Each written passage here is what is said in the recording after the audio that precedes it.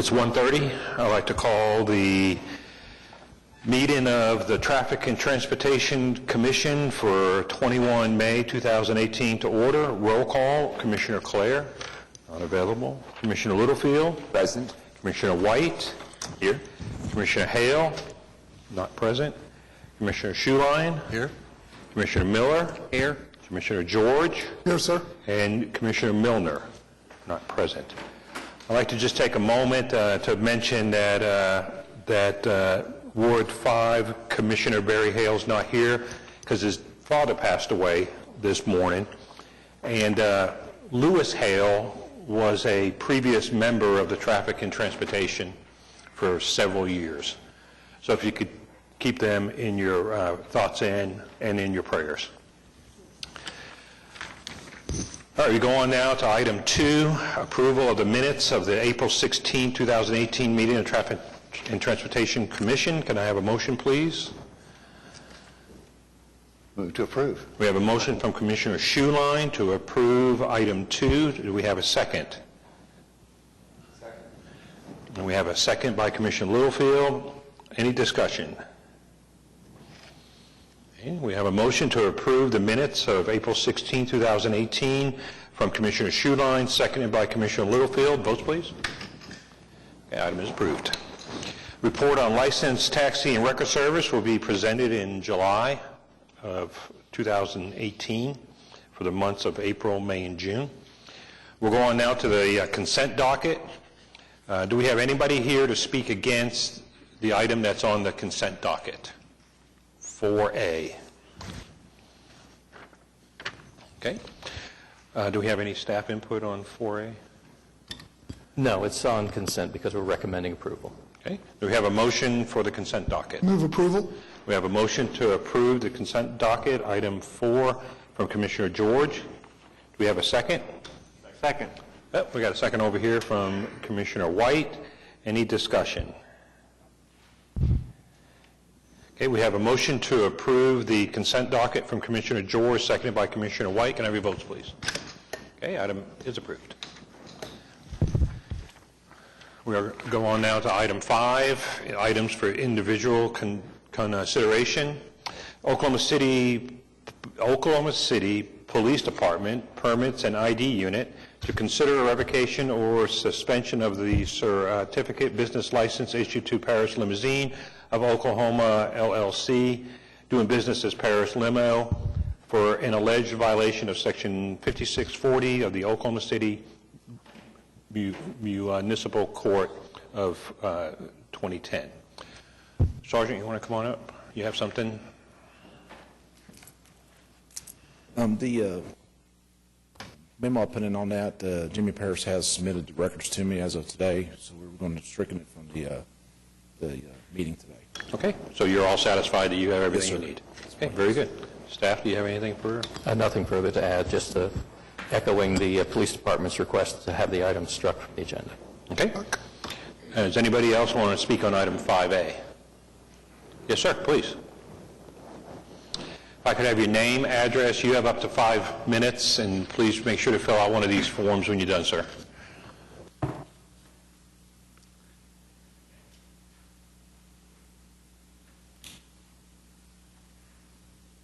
Good afternoon. My name is Jimmy Paris, owner of Paris Limousines of Oklahoma City. I've been in business for 31 years. I'm the largest limousine company in the state of Oklahoma. I represent nearly 75 people who are employed through us, either as detail, drivers, management, service personnel, and everything like that to keep this company running. In Oklahoma City right now, there's, just in the latest phone book, there's 39 limousine companies in Oklahoma City.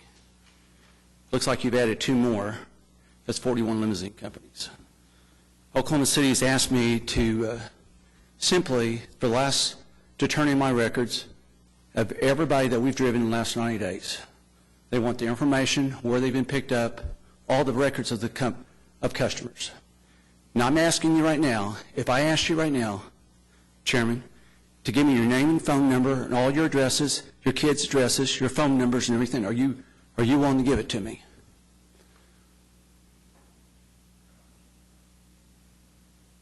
Is anybody in here willing to give me any of your public information, your private information, even your credit card numbers? Well, that's what you're asking for in 5640. You're basically saying that we have a right to get all your information. I contacted the governor's office this morning. I said, Mary, would you like your information? I'm getting ready to pass on this. Would you like your information? And everybody that we brought to you told right now in front of what's getting ready to happen here in the next 90 days. So he said, Jimmy, it would be a terrible situation with the state of Oklahoma if they found out what is going on and what we're working on, and we told everybody this, it becomes public record. And I tell you something, that's where it becomes a problem for the city of Oklahoma City. It becomes a serious problem for the city of Oklahoma City to reveal information that's getting ready to happen and what is getting ready to happen, especially to do with the Air Force. This is a vital situation right now for the city of Oklahoma City. It's a major situation. We're involved in it. It has to do with world leaders. It has to do with something that is going to be astonishing for the city. It's going to be astonishing for the Air Force bases, and we have to protect that. And the reason I'm doing that is I have to protect our customers. I have to protect everybody who's involved in this, the financiers, the people that's getting ready to do some stuff here do not want it to be a public record of what is happening. The federal judges I've talked to basically said, Jimmy, please do not reveal this information. It is a very important of natural interest to us, and I don't want to do that. I've been trying to protect all my customers, protecting all my vital VIPs to understand that I'm not going to go out in here and give information to them because it's very vital. Now, I do, as you can tell right here, that's a Secret Service badge. I handle a lot of foreign dignitaries, and a lot of this stuff is just top secret. And some of the stuff that goes on, you probably don't even know what's happening. A lot of things in Norman, Oklahoma, it's just, there's a lot of things here I just don't want to reveal. And I do not want to reveal what I have and what we got to cover. And I feel like if I start opening my books to everything that's going on, it becomes a public record and anybody can get it. And everybody can tell what's going on. So I'm asking you on that portion of it, it either needs to be eliminated or it needs to be in a sense that we protect our customers on this. I don't care if it's from the mayor's office to the state government's offices. They need to be protected because we do a lot of stuff like that. So I've had a very difficult time to try to reveal all my customers and all the stuff that goes on. And because another thing is, I don't mind telling you, I have 41 other companies to compete with, and I don't want to reveal my secrets. Because I contacted some of the companies today, and they said, would you be interested in giving me your information? They said, no. I said, why? Do you have anything to hide? We're not going to give you the information. So I'm not sure exactly how many people turn in the records out of the 39 or 41 companies that are in town, but I don't want to be a scapegoat just for one company. Now, everybody knows where I'm at. I don't like to reveal all my information and what's getting ready to happen. As you all know, we're still involved in a federal lawsuit here that's got to be resolved. Hopefully by July 10th, that will be resolved. But hopefully we've got some problems straightened out with the Oklahoma City Airport. But I just need to get along with these guys because these tickets are starting to pile up on me. I mean, ticket after ticket after ticket after ticket. You know, there's 2,500 Uber drivers right now in Oklahoma City that's driving Oklahoma City. The law is you have control of those Uber drivers. They need to be licensed in Oklahoma City. You know, one other night, got out of a bar at 2 o'clock in the morning, started driving for Uber after he's been drinking. You don't expect a Paris limousine driver to do that. But what's happened is, was it on me? Why is it on Paris limousines? We maintain the highest possible drivers, highest possible image in the city, and possible in the state of Oklahoma, but I feel like we've been knocked our tails off on this situation, and I didn't really appreciate it. Now, if you want your information to be revealed, I'll be glad to. I've got records of everybody, to be honest with you. I can open it all out to everybody, and guess what's going to happen? It's going to be terrifying for you. I got a call from Bank of America. It said, hey, Jimmy, your company's been jeopardized. I said, how'd that happen? Well, you got the internet now. Everybody can look up anything they want now on you. They can look up where your house is, everything about you. They can do fake emails and stuff like that. We've got to protect ourselves in this privacy. We have to do whatever it takes. And when I presented to the federal judges, they all basically said this. It says that the consumers need to have their privacy protected. And that means any which way. And if I'm going to reveal the information I'm going to reveal what they do, where they live at, their kids' phone numbers and stuff. It jeopardizes everything. We need to do something about this section. Either eliminate it completely or make it to where it's so private that nobody can see this. All right, sir. And that's what I'm asking for. Very good, sir. Thank you. Anybody else wanted to speak on item 5A? Okay, can I have a motion? Do we already got staff input, so need a motion on 5A, please. Motion to dismiss, I guess. Is that Motion to strike item 5A. strike? Yes. Strike item 5A from Commissioner George. Do we have a second? Second. Second by Commissioner Schuline. Any talk on item 5A? The only thing I got to say is, sir, I was part of the subcommittee back in 09 and 10 when we rewrote all these rules, and that concern was never brought up at that time. And of course, this has been around for 8 years. So what I would recommend is that you put it down in a formal letter and send it to the staff so they can put it in for future thoughts. But thank you for the input, sir. Anybody else have any comments on item 5A? Okay, we have a motion to strike item 5A from Commissioner George, seconded by Commissioner Schuline. Can I have your votes, please? Okay, item is struck. Okay, we go on now to item 5B, Stan Spears, President, Raywood Manor Home Owners Association, to consider a request to change the southbound yield control on Raywood Boulevard at Northwest 36th Terrace to stop control. We have anybody here to speak on this? Mr. Spears, would you like to talk? We'll start with you, seeing as you're the applicant. If I could have your name, address, you have up to 5 minutes, sir. You need my name and address?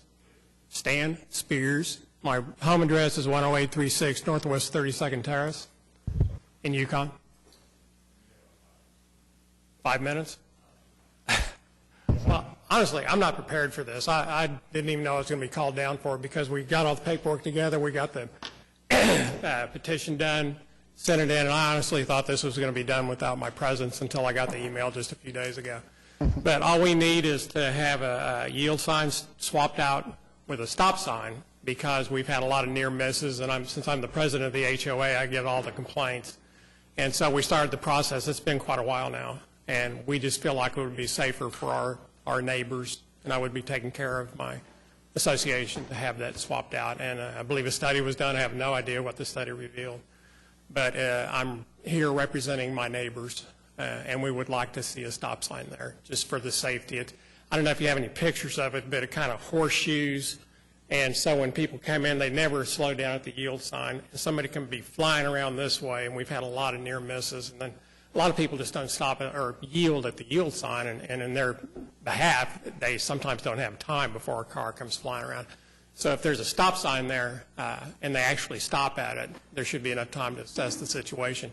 And we also have a pedestrian crosswalk right there that we would like ourselves to put up a sign that says stop for pedestrians and crosswalk, something like that.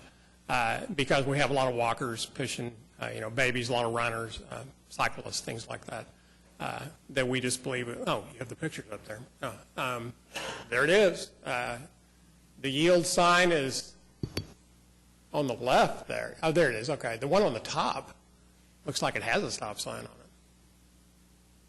I don't understand that top picture. The bottom picture is accurate, though. It's the way it is right now with the yield sign on the left and the southbound lane there coming off 36. And the worst times of the day are, of course, rush hour, when everybody's leaving that way and coming home, rush hour, everybody's coming back. And I've just personally received a lot of complaints from my neighbors about it. All right. Very good, sir.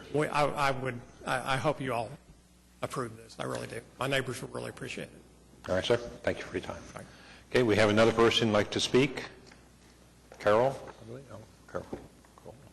Yeah, I'm Carl Sluter. I developed Raywood Manor back in the early 2000s, and this has always been kind of like a problem. We've tried to address it. We put the speed carts out there and stuff like that. But anyway, they become like arteries now, with all the traffic and stuff we've got. And we're just all afraid with the signatures that something's going to happen there at that intersection. And this is Raywood Phase 1. There's a Phase 3. and there's an orchard that's coming up, whatever. But the yield sign, you can't make anybody stop, but I feel like something there was red, maybe, you've got to stop, not any kind of like hesitation or like that, so we could tell people that is a stop sign, because yield to me means, well, I kind of yielded, but that's kind of ambiguous to me. So I'm just here to support Stan and the people. It would be nice to get one there. Very good, sir. If I could have your home address, please? 3421 Sagebrush Place. All right, thank you for your time, sir. Thank you, sir. Anybody else wanted to speak on item 5B? Okay, staff? All right, well, you've got our comments before you. In summary, the review of the intersection with respect to the cities and the MUTCD stop control criteria found that this location meets the city's minimum traffic entering volume threshold for considering use of one-way stop control, but the intersection does not meet any of the MUTCD stop control criteria. So in the absence of a collision history indicative of any form of particular hazards, at this time staff just doesn't have cause to recommend converting the current yield control to stop control. The existing yield control on Raywood Boulevard at Northwest 36th Terrace is appropriate to properly and safely regulate traffic movement through the intersection. So conversion of the existing southbound yield on Raywood Boulevard at Northwest 36th Terrace to stop control will be at the discretion of the Commission. Do we have a motion concerning item 5B? Move approval of the application. We have a motion from Commissioner George to approve item 5B. Do we have a second? Second. We have a second by Commissioner Littlefield. Do we have any discussion? Yes, sir. Comment. Are you going to be satisfied if a patrolman sits there and monitors this for a period of time to make sure everyone stops and not just rolls through the intersection? You would. And you think the drivers are going to actually stop that's coming through there?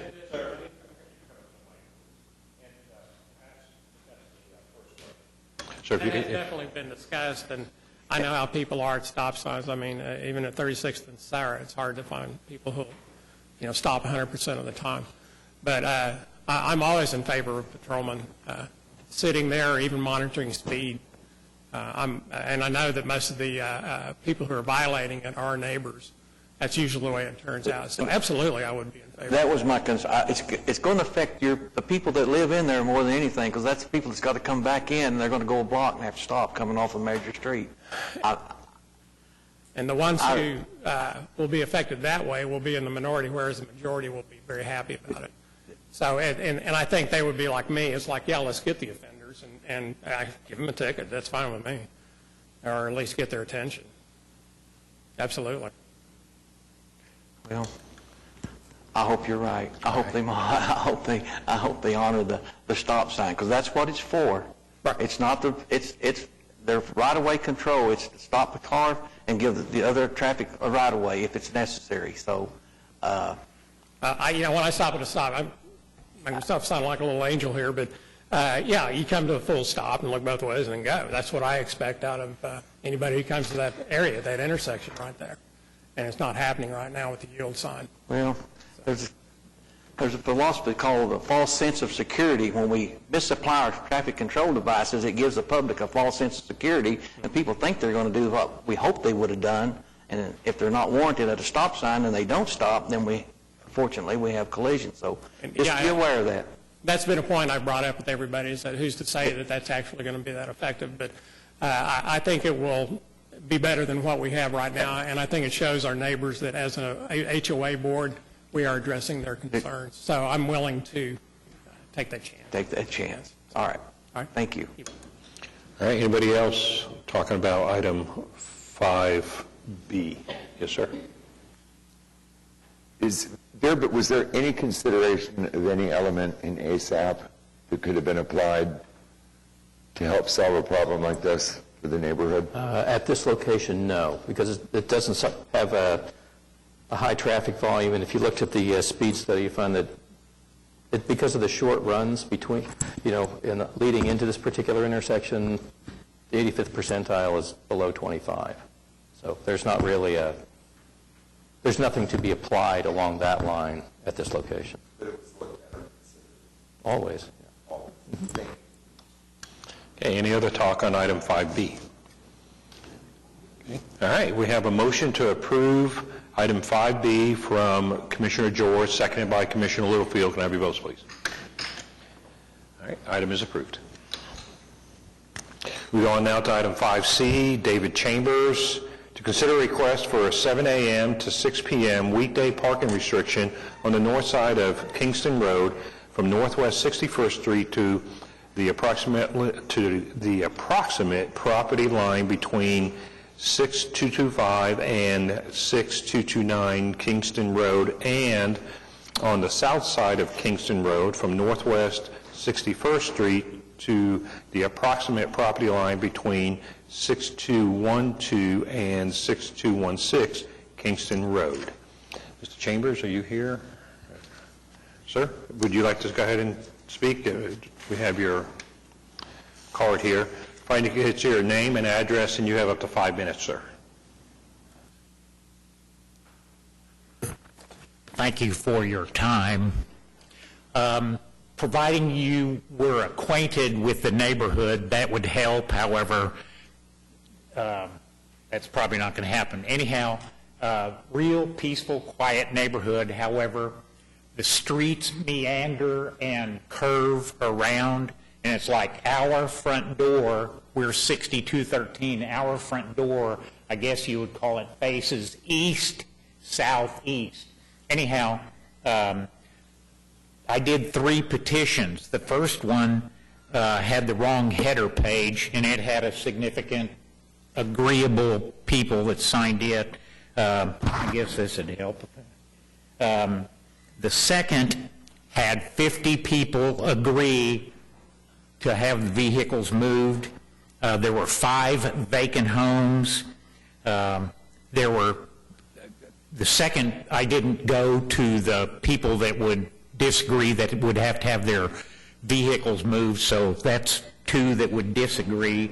9 would not sign, and there were 3 signatures of agreement at the same address. Anyhow, that was the second one. The third one had 15 people of the people that Mary gave me to petition. There were 15 people that agreed to that would have to have their vehicles moved, that I sent them in the mail information. They wouldn't agree, and then 1 would not sign. Anyhow, and the reason being is that there are no sidewalks in the neighborhood, and it's, first of all, it's dangerous for the kids walking to and from school, and I happened to kind of see a couple of those incidents. And like I say, there's nowhere for the kids to go oftentimes because of bushes or whatever. And being not acquainted with the neighborhood, Kingston Road goes all the way to 57th Street, so the kids can cut through DeLisi Park to go to Putnam City High School or the Catholic school on 50th Street.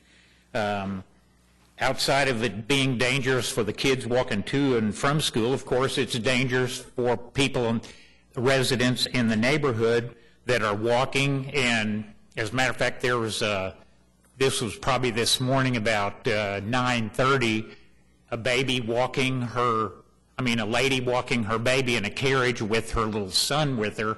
And today there's really no room because those vehicles are there, and then the lady across the street is having her roof and guttering fixed up, and it's a real log jam now today. And then it's a driving hazard, period, inasmuch coming from the south, there's a slight downhill grade, and it's enough where people get to clicking along rather well. And at one time I saw one of the guys in the neighborhood that I see quite often, and I had that petition with me, and he signed it, and then a girl comes clicking along, and I go, yeah, she's just breezing right along, isn't she? And he had stated, yeah, and it looked like she didn't care either. And of course you got people at early, late, whatever it is, people aren't paying attention, and they figure it's their turn to go through, and that causes problems. And Steve, one of the people that has had would disagree, has had one or more vehicles hit. However, if his wife's got one, he used to have 10. I believe he's got 9 vehicles now. Anyhow, so you get the people not paying attention, and it's just causes problems. Thank you. All right, thank you very much. Okay, we got 3 more people that want to speak. Whoever wants to come up next, let me have your name, address, and you have up to 5 minutes. Hello, my name's Danny Powell. I live at 6205 Kingston Road. I'm a PE. I design roads and streets every day. I've looked at this situation. We got plenty of width on the roadway. With the ADT under 400, I don't see any safety concerns with what we have out there now. If anything, the speed limit at 25 could be enforced a little more, but as far as parking on the street, I don't think there's any issues. All right, thank you very much. Somebody else want to speak? We've got 2 more that turned in cards. Somebody would like to talk? Sir, if I could have your name, address, and you have up to 5 minutes. I'm Steve. Steve Shockey, 6209 Kingston Road.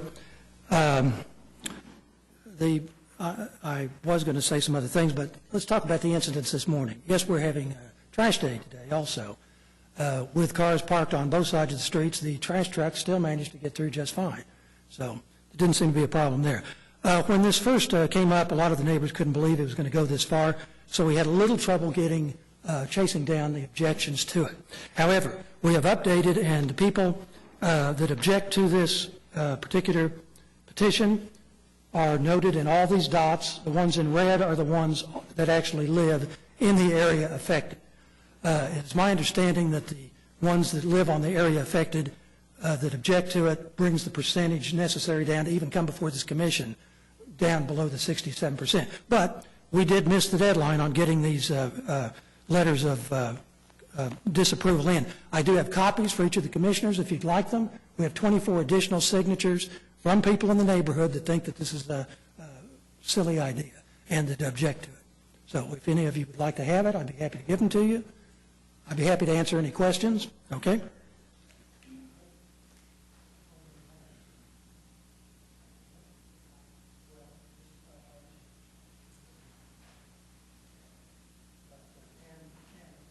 For the record, my cars are parked in the street. I've never had them hit. In fact, I think you'll find the Traffic Management Commission says there's been no accidents in the area at all.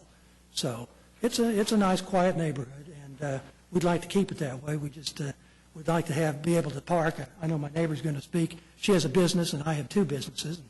Sometimes we need to have our vehicles there at the house. So thank you. Do you have any questions? No, thank you very much. And we have one more wanting to speak. Yes, ma'am. If I could have your name, address, you have up to 5 minutes. Good afternoon. My name is Alicia Powell. I live at 6205 Kingston Road. I'm opposed to any parking restrictions in front of my property. I have a small home business that I work from part-time, and I need to be able to park in front of my house. And I also have a few people that live there with us that have to drive. We have to drive.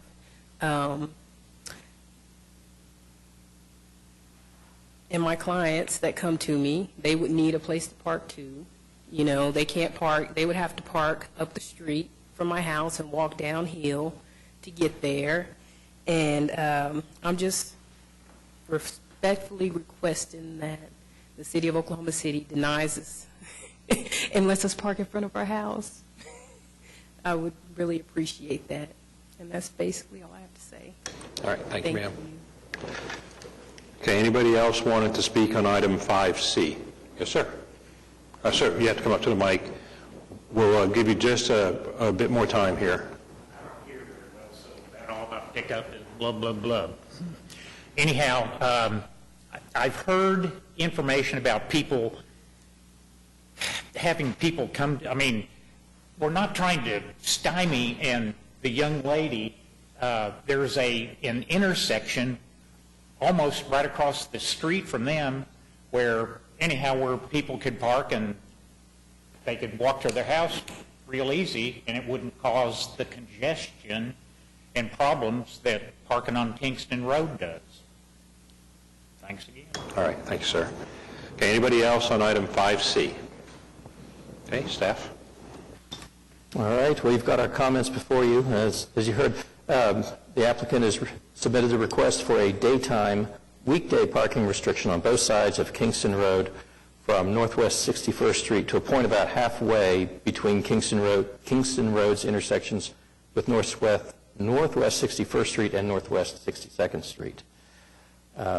Staff anticipates that if the parking restriction is approved, it will result in persons who formerly parked on this street moving to other nearby locations for their parking needs, and these persons will likely choose to park at the closest location where on-street parking will remain available.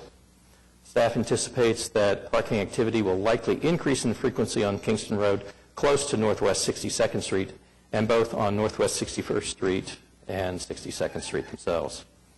There's no safety-related mitigating circumstances present nor collision history to indicate that the requested weekday time-specific parking restriction is necessary, so action on this matter is going to be at the discretion of the Commission. Thank you. Do we have a motion for 5C? Move to deny the application. We have a motion from Commissioner George to deny 5C. Do we have a second? Second. We have a second by Commissioner White. Okay, do we have any discussion?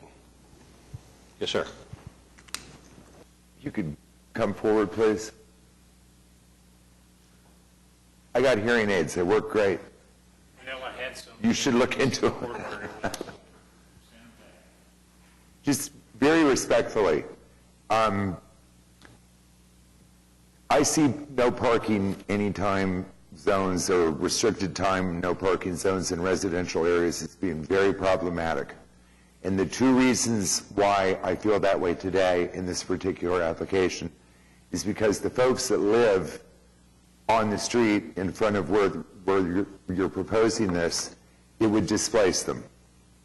And the second reason why I don't approve of it is because in our work on the Traffic Commission for a very long time, coming up with a neighborhood traffic calming program that has an acronym called ASAP, one of the things that we discovered in that study was if cars are permitted to park on neighborhood streets, it calms traffic. If cars are not parked and it's a wide open stretch of space, it would change this to a raceway. So I believe that on-street parking in neighborhoods is a very positive thing, and those are the two reasons. That's my opinion. Okay, thank you. Any other comments on item 5C?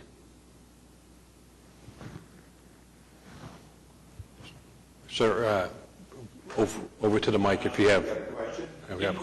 Well, in regards to your, I understand, because one of the people in the neighborhood, when she was signing, she goes, will it, because their kids ride their bikes off the slope of their driveway. Even somebody across the street said, boy, one of those kids is going to get hit. And I believe, as she put it, will that slow people down? It's my belief, sir, it will speed people up. Yeah.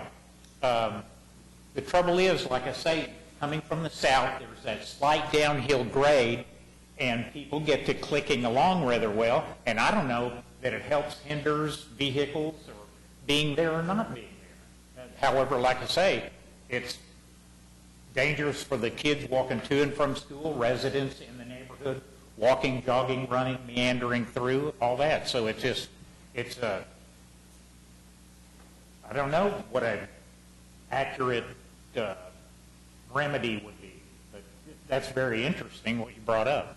All right. Any other discussion on item 5C? Okay, we have a motion to disapprove item 5C by Commissioner George, seconded by Commissioner White. Can I have your votes, please? Okay, item is disapproved. We go on now to item 5D.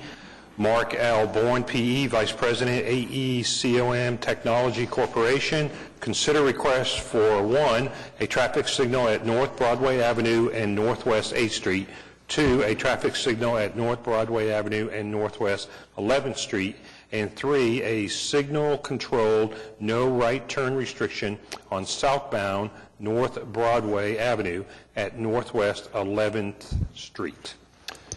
So, who's first up here for item 5D? Anybody? Anybody for 5D? Hi, sir. So if I could have your name, your address, make sure to fill out one of these when you're done. You have up to 5 minutes. Yes, sir, will do. My name is Doug Smith. I'm with Jacobs Engineering. Mr. Dorn wasn't able to travel today to address the item. I'm the project manager on the Oklahoma City streetcar, and I do not reside in Oklahoma City. What's your address, sir? It is 1813 Everest Road in Keller, Texas, for the record. And I will be happy to fill out a card afterwards. We agree with the staff report that's been presented in the packet. I believe the analysis that's been done is accurate, it's reasonable. We appreciate the opportunity to work with the city staff on the issues along Broadway there. And we're really just here to answer questions other than that, so be happy to do so. All right, thank you for your time, sir. Anybody else wanted to speak about item 5D? Okay, staff input, please. All right, you've got our comments before you. The purpose of these requests are to address some traffic and some pedestrian safety concerns along the alignment of the MAPS 3 streetcar. The first location before you is over at Broadway Avenue and Northwest 8th Street. At the southeast corner of that intersection, which is currently side street stop controlled on 8th Street, a stop is being built for the streetcar, and the intent is to improve safety conditions for pedestrians in the proximity or in the vicinity of that particular stop, and that is why they've requested a traffic signal there. At 11th Street, it's different because at 11th Street, the streetcar will be making a left turn from the far right side of the road. And in order to make a turn like that, you need to have a signalized form of control in order to stop all the approaches for the streetcar to make a left turn basically in front of both the adjacent northbound lanes on Broadway and to make sure that no other traffic enters the intersection, which is why they've got the southbound no turn on red. Basically, it's a blank out sign, so it's only activated when the train passes through and the signal is preempted to allow that left turn from the far right side of the road. And so for those reasons, staff is recommending approval of the application as presented. Thank you. You have a motion concerning 5D. Mr. Chairman, I move the application be approved as presented. We have a motion to approve from Commissioner Schuline. Do we have a second? Second. Second by Commissioner George. Any discussion? I just have a kind of a curiosity question. Are these lights being paid for by the streetcar money or by general fund Oklahoma City money? They are completely a part of the MAPS project budget being paid for by streetcar money. Perfect. Thanks. Yes, sir. Okay, any other talk on item 5D? We have a motion to approve item 5D from Commissioner Schuline, seconded by Commissioner George. Votes, please. Okay, item is approved. We go on now to item 5E. LaShawn Thompson, Court Administrator, Oklahoma City Municipal Court and Traffic Management Division. To consider request to 1, establish reserve parking for the physically disabled on the north side of Couch Drive from approximately 37 feet west to 116 feet west of the west curb line of North Lee Avenue. 2, to remove metered parking on the north side of Couch Drive from approximately 113 feet east to 144 feet east of the east curb line of North Chartel Avenue. 3, establish a full-time reserve parking / city permit required zone on the north side of Couch Avenue from approximately 113 feet east to 144 feet east of the east curb line of North Chartel Avenue. 4, establish a full-time reserve parking / city permit required parking zone on the east side of North Chartel Avenue between Couch Drive and Robert S. Kerr Avenue. 5, to remove metered parking on the south side of Robert S. Kerr Avenue from North Chartel Avenue to approximately 194 feet east of the east curb line of North Chartel Avenue. And 6, establish a full-time reserve parking / city permit required zone within the lay-by on the south side of Robert S. Kerr Avenue from approximately 130 feet east to 194 feet east of the east curb line of North Chartel Avenue. I have some people here that want to speak on item 5E. Ms. Thompson? Hi. If I could have your name, address, you have up to 5 minutes. Good afternoon, Commission. LaShawn Thompson, Court Administrator, address 701 Couch Drive, Oklahoma City, Oklahoma. In addition to the physically disabled and meter parking, I'm requesting the Commission to consider establishing the full-time reserve parking city permit required parking zones, which the first in Part 3, that those spots are reserved for our special judges and our translators that come into the building to ensure they're able to pull up to the building and be able to get in before their court sessions. The Part 4 and Part 6 are for our municipal court detail unit, which is Oklahoma City police officers, for their cars to be parked along Part 4 and Part 6 of this map. And I'm requesting that you approve. All right, thank you, ma'am. Thank you. Anybody else wanted to speak on item 5E? Okay, staff input, please. All right. We got our comments before you, so really in summary, staff is recommending approval of Part 1 of the request presented, which is for the reserved parking spaces for the physically disabled. Action on Parts 3, 4, and 6, which are the reserved, are the city permit required parking zones. Those are being, the applicant is seeking to set those aside for uses specific to court operations. Approval of Parts 2 and 5 are necessary in conjunction with the approval of Parts 3, 4, and 6.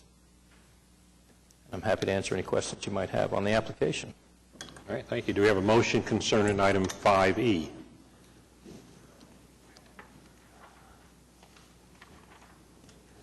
Mr. Chairman, I move the application be approved as presented with all 6 parts. Okay, we have a motion from Commissioner Schuline to approve item 5E. Do we have a second? Second. Second by Commissioner George. Do we have any talk on item 5E? I have a question. Yes, sir. Didn't we approve not that long ago, 6 months, I guess it'd be on the south side of the building, some parking for police officers so they could get to court easily? So isn't there already some there, or? The changes that you're referring to were ones that were done, yes, in the block to the south. Those were in conjunction with the new police headquarters. Oh. And they were, that was, yeah, this is a municipal courts facility, which is actually, I guess, like 2 blocks to the north. Oh, okay. It's on the north side of what formerly was the police headquarters building. Oh. And so what you're looking at now is,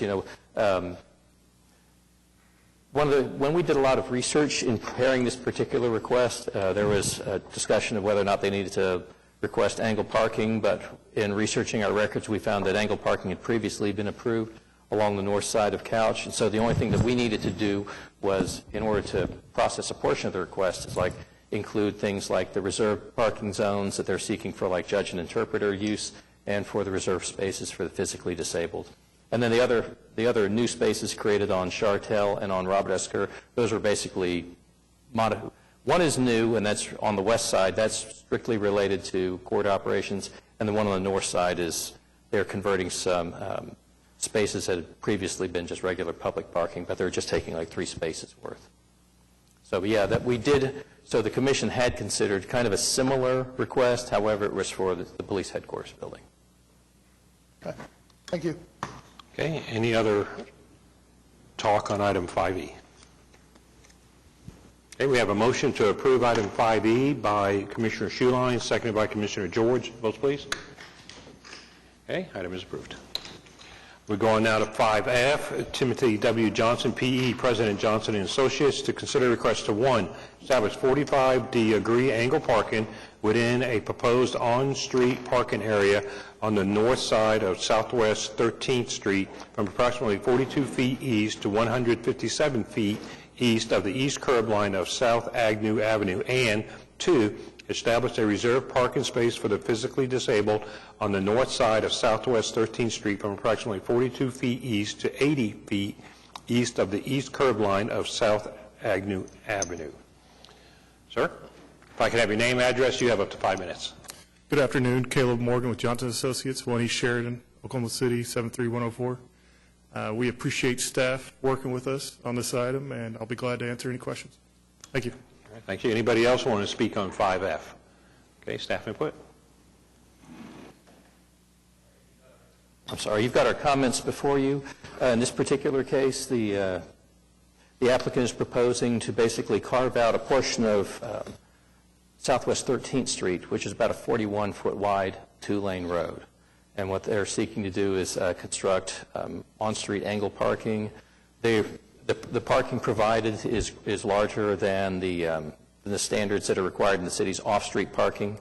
So it would be consistent with other applications that the commission has considered for on-street angle parking. Narrowing of the road in this particular location is not going to be a problem since they're providing adequate depth. Their lane alignments with 13th Street on the other side of Agnew works for this particular application. Even though it's kind of a side note, one thing that I do want to kind of share with the commission is if you'll look at page 5 on your application of this report, when we went out there and reviewed, because later on this year we'll be presenting on-street angle parking standards for the commission's consideration.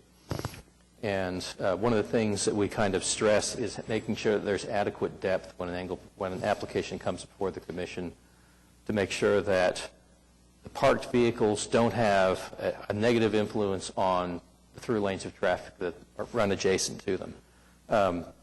We observed several instances where the parking spaces along Agnew Avenue were shallow to the point where they did affect how other traffic on Agnew functioned. I mean, at the bottom of the image on page 5, you'll see that there's a semi-tractor trailer that was driving behind the angled parking spaces. And because it was so tight, they opted to encroach into the next lane over just to make sure they stayed well clear of anyone that might start to back out from those spaces.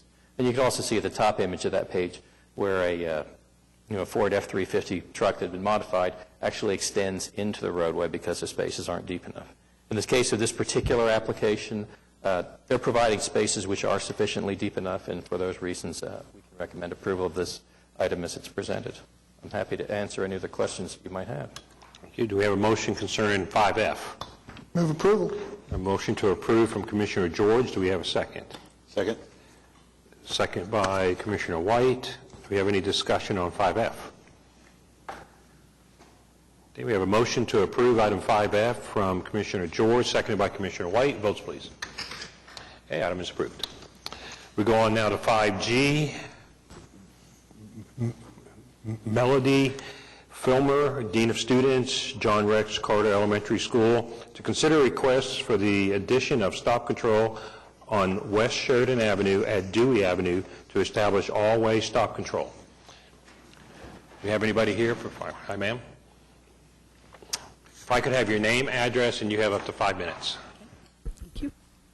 Thank you for meeting me. My name is Melody Fulmer, and I'm the Dean of Students at John Rex, right here on the corner of Walker and Sheridan. The address there is 500 West Sheridan. And about 3 years ago, I think Dr. Pierce, our head of school, came and requested a all-way intersection put up at that intersection. When he first requested that, our enrollment was around 275, 300. We have grown to 530. So that's pre-K through 5. So as a result of that, Monday through Friday, Monday, Tuesday, Thursday, and Friday, average of 120 cars exit onto Sheridan Avenue from Dewey between 3:30 and 4 p.m. The average is 100 cars on Dewey between 2 and 2:30 p.m. We have staggered our dismissal time as that was what was requested 2 years ago. So our pre-K and kindergartners are dismissed at 3, so parents come at the back entrance and pick up at that time. But of those 170 pre-K kinders, we have 60 that have older siblings, so they wait there at the school to be picked up. If you look on your page 16, the top picture shows our traffic, how it backs up from Dewey onto California, and it backs up all the way to Classen. And this is actually causing some interference with the Ross Group and the Better Business Bureau because our traffic, it's interfering with the clientele coming in and out of their business. Parents picking up their students on the south going east or going west on California to pick up at our south gate are to turn south on Dewey, but many of them turn north on Dewey, which exacerbates that intersection problem. We also have a lot of students that live downtown, and they walk from like the Civic apartments, and they come through that intersection, and there's no stoppage for them to cross safely. Also, Dunlap Cotting, which is on the corner there, provides parking for administrators and teachers, and our teachers have to cross the street there with no signage. On Sheridan, Dewey is the only intersection between Classen and Lincoln that does not have a stoppage. And so we are requesting that a flashing stoplight be put there, like at Sheridan and Joe Carter down in Bricktown, and that would help us alleviate the safety issues. Our parents coming out of Dewey going north are trying to turn left as our parents are coming east onto east on Sheridan toward Walker and wrapping around the school to Park. So I would request that be granted for us. All right, thank you. Anybody else wanting to speak on item 5G? Yes, sir? Yes. If I could have your name, your address, you have up to 5 minutes, and please fill out one of these cards later. Yes, my name's Chris Kavanaugh. My address is 3001 Lansdowne Lane, Oklahoma City. I am an officer of the PTA at John Rex and a parent, and I wanted to echo what Ms. Fulmer's stated, that this is a very serious problem that we've been dealing with for some time now. And after reading this study, I wanted to, I'm of the belief that if, as long as you are aware of the problem, you're going to take steps to correct it. And this study, I'm concerned about the study for a number of reasons. One, the study was conducted apparently on April 25th, a Wednesday. That was a date that the Arts Festival was going on. There was a lot of traffic was blocked off. So I'm concerned that it may not be representative of the traffic typically in that area, because like Dewey was blocked off to the north because of the Arts Festival. There was, frankly, the whole premise of the statutes is that these decisions need to be made based on a traffic flow in a 24-hour period of time. It's stating that a 300 vehicle minimum is necessary. If you'll look at the data that is in this report, which is on page 10, even though the Arts Festival was going on, during the times that we had drop-off and pickup, between 7 and 8, during the time of the study, the average vehicle traffic was 429 vehicles per hour, and during pickup, the average vehicle traffic was 425 per hour. So I feel if the engineers are looking at just the period of time that we're concerned about, they might have a different opinion if they're looking at the entire 24-hour period of time. The other thing is, I noticed that the spot speed study was done with an average speed in the area or the speed limit in the area was calculated as 30 miles per hour. That's not the case during the times that the school zone is in effect, and I don't know if it's been adjusted for that. But if just the time that the school zone lights are on, where it's 25 miles an hour, if a spot speed study was done, I think you would find it's more reflective of vehicles speeding through the area and presenting a risk to the kids. So I just wanted to raise those issues about this study and maybe request that another study be done. Another thing is, in the conclusions of this study, it was discussed how a four-way stop sign, would be a surprise to the people that were coming down Sheridan. They're not expecting it. They're seeing traffic lights, and then all of a sudden there'd be this surprise four-way stop sign. I think that could be eliminated with a flashing red beacon on top of the stop sign, so I just wanted to suggest that as a possible solution. So that's all I have. Thank you. Thank you. And sir, if you could go fill this form out here, sir. Sir. Thank you very much. Anybody else wanted to speak on item 5G? All right, staff, please. All right, you've got our comments before you. One thing I want to, Mr. Kavanaugh had made a comment regarding the time when we had conducted our speed study. At the top of page 11, you'll note that the speed study was done on April 25th, but it was done at 11 a.m., and that's not at the time when I believe the school zone flashers are in operation. So I was just trying to get a free flow speed for traffic on Sheridan Avenue at the time. As was noted earlier, the Traffic Commission first considered a request for always stop at this location at its meeting on April 18th of 2015, and that was in conjunction with a pair of other requests. One was to establish school zone on Sheridan and on Walker, and the other one was to create always stop control over at Dewey in California. And so at that time, the Commission did honor the request for always stop at Dewey in California and for the school zones, but did not approve the request for adding stop control on Sheridan at Dewey. You've got our analysis based on the manual and uniform traffic control devices with respect to the use of always stop control. And really our primary concern at this particular location is considering that school is not in operation every day of the year at this location. There's been, since the school is open, there hasn't been a collision recorded at this intersection. And the only one that we did find recorded was, there was no collision recorded during the school year. There was one that occurred in late July, outside of school hours.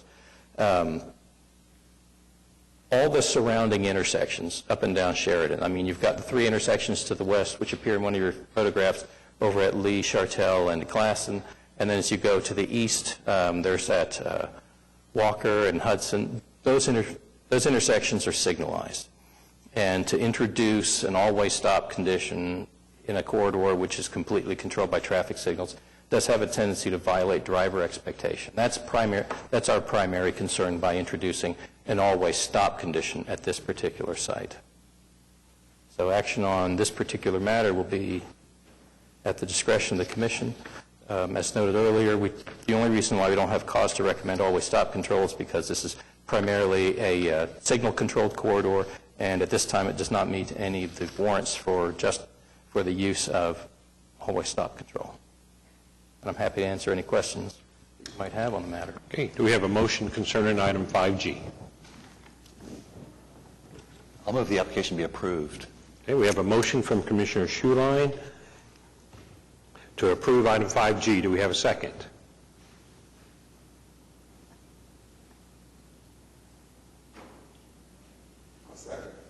Okay, we have a second by Commissioner Littlefield. Do we have any discussion? Sir? I seconded for discussion. I totally understand staff's comments on a 4-lane road with a always stop. The inside drivers may not see that. And then I'm considering this is a school, and there should be some opportunity to make this safe. I'm not sure the name of the school. I think it's in Mesta Park on probably Walker and Northwest 22nd Street. Wilson. When I leave to go home from commission, school's in session often, and they have a pylon. Whether it's a temporary one or a permanent one, I don't know. But is there some opportunity where this school could set something out during the school day or when school ends, some kind of a cone or something to identify that there are children around? It's been our observation that this is not a high pedestrian crossing location. I mean, if parents and Ms. Fulmer, you're welcome to chime in here, but when those parents that walk to pick up their kids from school, they predominantly enter the school near Walker and Sheridan. And the drivers that come will typically queue up. They start on Dewey and then queues back to the south. And like she had mentioned earlier, it depends on whether or not you've got if you've got children with siblings or the lower grades, but the majority of drivers that arrive, they queue northbound on Dewey, and then from Dewey, they queue up on California from about Dewey. In the past, it runs just about to Glasson Boulevard, so it's quite a substantial queue. But there's another queue, which is in front of the school, on the north side of the school, where the parents queue up eastbound, then they go south on Walker to queue up around on the back side to California. So that queue also interferes with these people trying to exit, because they're coming down Sheridan to get in queue for the south entrance. So it's a double problem there. So would the ideal solution for this be that this is an inappropriate application to solve the problem, but a traffic signal may be?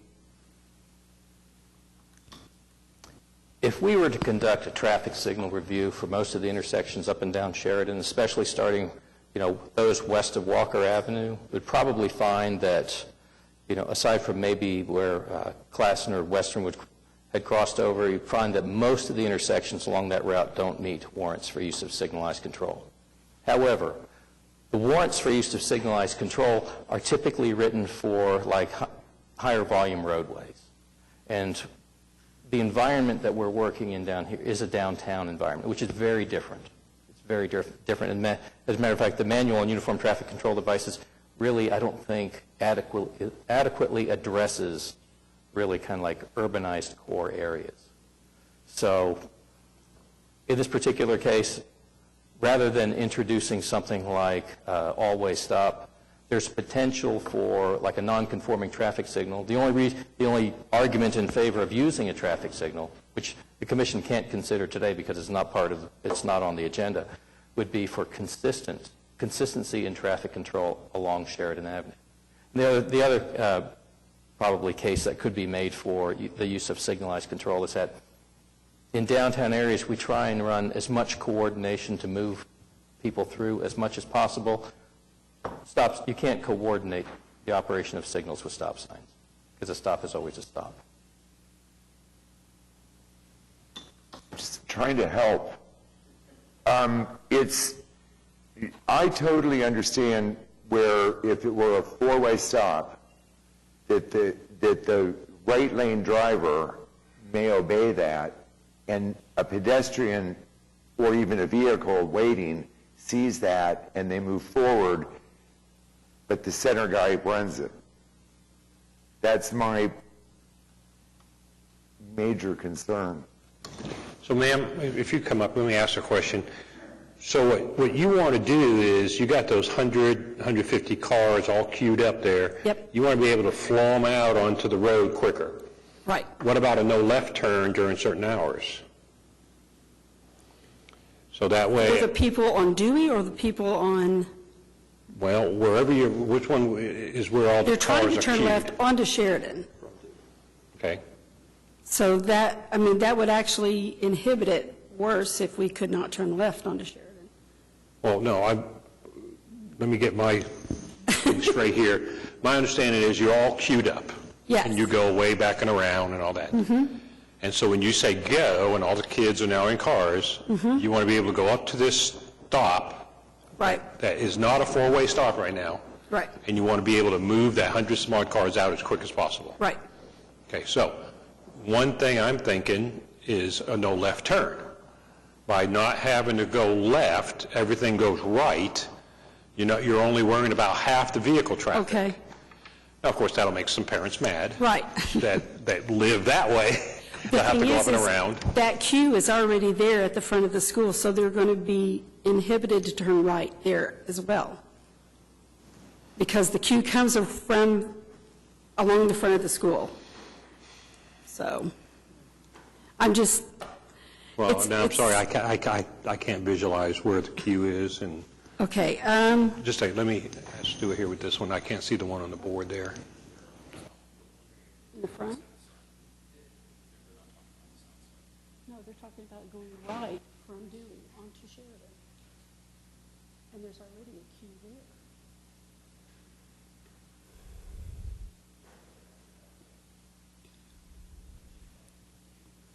So where that white car is at the top, there's usually a queue there, right there where that white car is at the bottom picture, going east.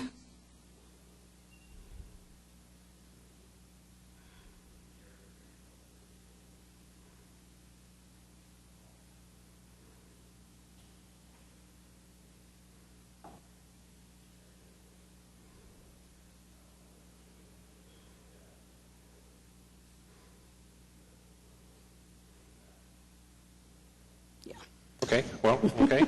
Well, and that's why you're here to help. That's exactly. So that's not an option. No, that is. What about a cop or some sort of temporary person out there to flow that truck? Because you're only talking, what, 15, 20 minutes that you need? About 25. It takes about. So about 30 minutes? Mm-hmm. So if you had some sort of law enforcement presence out there that could just stop everything and get the flow out. Yes, and we would like to know where the funds for that would be. Well, I don't know. I don't even know how that would work, whether you guys would, whether the school district or however you would do that. But I'm just saying, that's an option to, as you were talking, some sort of temporary thing, like not a cone or something, but actually some sort of person out there flowing traffic that just shuts things down, flows 50 cars, let the traffic flow another 50 cars, and you're done. Okay. So just as a solution, yes, sir. But if you come up to the mic, please. When Mr. Che, am I pronouncing your, Mr. Chai brought up the issue of I can't remember the term you used, but a traffic light that would be programmed to specially meet our needs. I'm assuming it would be a special kind of traffic light. It would just be a traffic signal. Okay, but it wouldn't be, I thought you used some kind of unconventional term or something to refer to the way that light would be set up. But anyway, the point is... Oh, coordination. Yeah. Coordinated. Yeah. So should we put in another application for a coordinated light? Would that be the way to do this? It's an alternative for you. Yeah, because at this point in time, the application they've got that is before the commission today is just for adding stop control on Sheridan at Dewey. That's the application before them, and this body is constrained to act only on the items that are docketed on their agenda. Right, but am I right in understanding that if that a light would overcome the primary objective, which would be that it throws an unexpected thing to the drivers if we have stop signs? I was about to say, the advantage to potentially considering the use of a traffic signal over stop control is, in those times when school is not in session, traffic would still be constrained to stop on Sheridan at Dewey. And for most drivers, they wouldn't see much need in doing that. And like you'd identified earlier, you would probably need to use like an overhead warning beacon or something like that, because this is very much drivers that may or may not be familiar with downtown. Once you get into an urban environment where everything has become signal controlled, you will not be watching for an always stop control situation. Another consideration in using signal control here is during those times of the year when school isn't in session or when the hours when it's not in session, chances are it would dwell green or it would rest in a green state on Sheridan Avenue, and Sheridan would function much like what it does today. And there would only be stops on Dewey whenever there was a call for service. And typically during the off-peak hours, or when school's not in session or the businesses aren't open, chances are there would be very seldom when Sheridan Avenue traffic would be interrupted at Dewey. Okay. Yes, ma'am, please. I presented this, or when I sent an email over to apply, I was asking about a stoplight and was told that would not even be considered and not to even put it on the application. Well, and I think the point is vehicle traffic flow and the normal standards that apply would probably put it in that But I would have put it on this one. Oh, okay, I see. Okay. Any other talk on item 5G? All right, we have a motion to approve item 5G from Commissioner Schuline, seconded by Commissioner Littlefield. Can I have your votes, please? Item is disapproved. We go on now to item 5H. Elizabeth Casti, to consider a request for the installation of a traffic signal at the intersection of Traditions Lake Parkway and Northwest 150th Street. Anybody here to speak on item 5H? Okay, staff? Okay, on Friday, I was contacted by email from the applicant, and I also spoke with her. At this point in time, they are wanting to be able to reconsider this item with their homeowners association, so they've asked that it be withdrawn from further consideration for the time being. So basically, you've got a request to strike the item. Okay, do we have a motion concerning item 5H? I'll make a motion to strike. We have a motion to strike item 5H by Commissioner Miller. Any second? Second. Second by Commissioner George. Any discussion? Okay, we have a motion to strike item 5H from Commissioner Miller, seconded by Commissioner George. Votes, please. Okay, item is struck. We go on now to item 5I. Derek Lawrence, to consider requests for the addition of stop control on North Morgan Road at Northwest 150th Street to establish all-way stop control. Sir, come on up. That's it. You get all our time. So if I could have your name, address, you have up to 5 minutes. My name is Derek Lawrence. I live at 13816 Teagan Lane. Can I let y'all see this? Or these are just pictures. My wife has this uncanny ability to look at situations and just, somebody's going to get hurt. And it finally caught up with her on March 10th. I did some aerial photos right here to kind of draw out how no, you're on the right spot, on how the accident happened. And basically, the one in the white car, she assumed it was a stop sign. So she assumed my wife was going to stop there as well. And she assumed my wife was going to stop. She intended to pull him forward to the left, and my wife hit her. Luckily, no one was in that passenger seat. Had there been, that door was pushed all the way to the center console. I'm glad no one was hurt, except for a couple scratches, but so I did my due diligence, went out there, took pictures, did aerial photos, all for insurance purposes, just to basically cover CYA. And then I figured out, why stop there? Someone could have got hurt here, it's going to happen again eventually.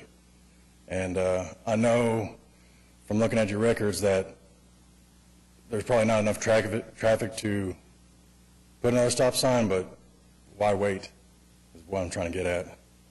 Is out there in between Piedmont and Oklahoma City, that's a lot of country roads, so you got more people with trucks than you do with cars.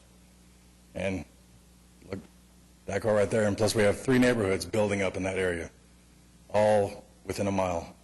And more people are going to be out there, and eventually you're going to have more wrecks. I'm just trying to prevent another possible loss. So that's all I'm trying to get at. All right. Thank you, sir. Thank you. Anybody else wanted to speak on item 5I? Okay, staff? All right, you've got our comments before you. Although the intersection doesn't meet any of the traffic-based warrants for considering the use of all-way stop control, the use of this type of control at rural intersections is not unexpected or uncommon in Oklahoma City. So the addition of all-way stop control at this particular location should not violate driver expectation. So action on this particular matter will be at the discretion of the Commission. Okay, do we have a motion concerning item 5I? Move approval of the application.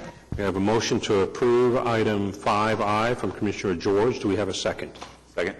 We have a second by Commissioner White. Do we have any discussion? It makes perfect sense. Just needs to be there. I agree. Okay. Speed limits are so high in these rural areas that, you just need to stop them.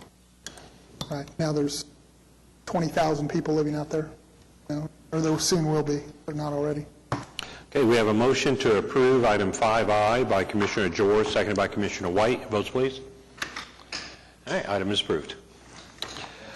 Okay, we go on now to item 6, comments from citizens. Anybody want to talk? Thank you for your time. All right, sir? If you have something to say, come on up. Come up to the mic. You got 5 minutes. If I can have a name, address, and make sure to fill out one of these forms when you're done, sir. My name's Larry Adams. I live at 4031 Neptune. I was the last item on the consent part.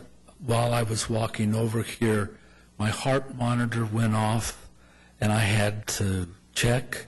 And again, when I came into the chamber, the heart monitor went off. So that's why I was not present, and I wasn't going to walk up and find out what I'd do next. So I apologize for that. I enjoyed the air conditioning. Right, and you're aware that the item was I've already spoken with the officers. Okay, very good. Yes, thank you. Okay. Anything else? Anybody else? Okay, we go on now to item 7, reports from the traffic commissioners, et cetera. So let's go on here to Mr. Littlefield, to Commissioner Littlefield. Nothing to report today. Okay, to Commissioner White. Have nothing. Commissioner Schuline. Commissioner Miller. Nothing, sir. Commissioner George. Nothing today. Okay. Counselor. Nothing. Okay. Staff. You've got our standard report, monthly report on the installation of yield signs, residential areas, and I have nothing further to report. Mm-hmm. Okay, just want to make sure everybody's aware there is no June meeting, that the word did go out, so there is no June meeting. We'll see you in, sir? Yeah, I do have one question or comment. On a traffic light over by the school, instead of the four-way stop, we tend to kind of like when people like Walmart say, we'll buy it, we'll bring up the money, we'll pay for it. Would a situation like that be the same for them if they did a fundraiser at that school to help pay for the light? Would it come quicker for them, assuming that it met enough of the criteria to be approved? Would that help them get it placed quicker or more quickly than if it just went to the regular bond issue system or not? Or should they wait till approval and then do a fundraiser? It's difficult to say. I mean, there are unlisted traffic funds that could be used, because when the bond program is put together, there are always contingency funds that are built into it, and those will help with cost overruns associated with those projects that were clearly identified and authorized in the bond. But you have to have some source of funding that will help make up for construction shortfalls, because there's always the unknown when you start construction. Right. So it is possible to make an application for consideration of that, and then just let the city fund the project as funds become available. Like you said, there is always the option for individuals to you become somewhat the master of your own destiny if you can fund the project. Right. However, for a school the size of John Rex, granted they've got a lot of students, but that's a major fundraiser. That is, but that's an expensive school, and a lot of money was raised privately to get it going, right? So I think there's the possibility that they could raise the money, don't you think? It's a charter school. Right. It's always possible. One And of I the mean, premier charter schools. if they were to make a request for a traffic signal, then there doesn't have to be a specific references to how the signal will be funded. Because they're requesting a signal at the intersection of 2 existing public city streets. Right. A lot of times when you get a request for the intersection of like a private driveway and a public roadway, right, those are ones that are really those applications really need to be borne by the party making the request, because it serves their particular interest, whether it's a new shopping center or something along that line. Okay, thank you. All right. Any other business for the Traffic Commission? All right, we stand adjourned until July.